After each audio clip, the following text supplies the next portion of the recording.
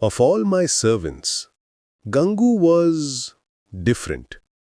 A Brahmin by birth, he demanded the respect of one.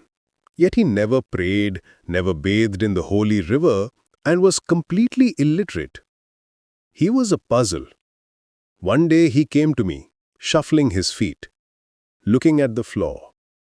He said he could no longer work for me. I was surprised. Was it the salary? No, he said.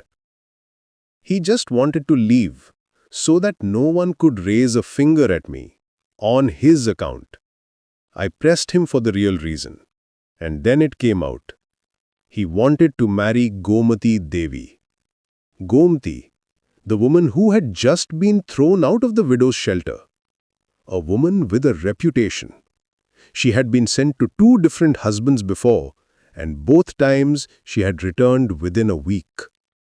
The whole world whispered about her. I felt it was my duty to warn him, to talk some sense into this foolish man. But Gangu was firm. He believed she was a good woman, misunderstood. He argued that a woman cannot live with a man just for food and shelter. There has to be love. His simple logic left me speechless. And so, he left my service and married her. For about 5 months, I heard they were happy. And then, the inevitable happened. News reached me that Gomati had run away. I won't lie. I felt a strange sense of satisfaction. I had been right all along. My judgment was sound. Poor Gangu, I thought, but he had it coming. I had to travel to Nainital for business and was gone for a month.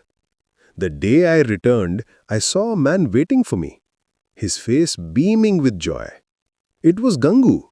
He looked happier than I had ever seen him.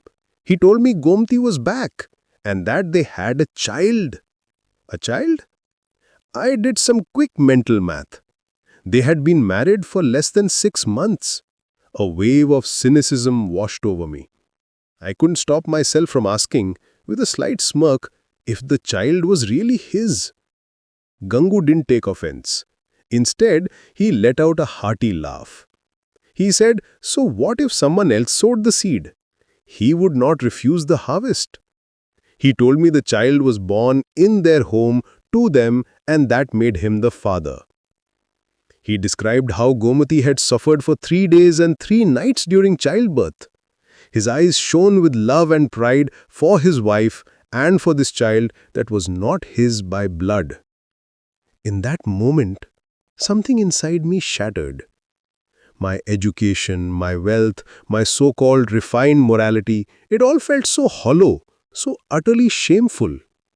Here was Gangu, an illiterate man, my former servant, displaying a kind of bravery and liberalism I could only dream of. His capacity for love was immense, boundless. He was not just accepting the child, he was celebrating it. He was the embodiment of goodness, and the child was a part of that goodness. I felt a sudden overwhelming urge to see this child. I went with him to his small hut, and as I looked at the tiny innocent face, I leaned down and kissed its forehead. It was not just a kiss for the child, but an acknowledgement of the greatness of its father.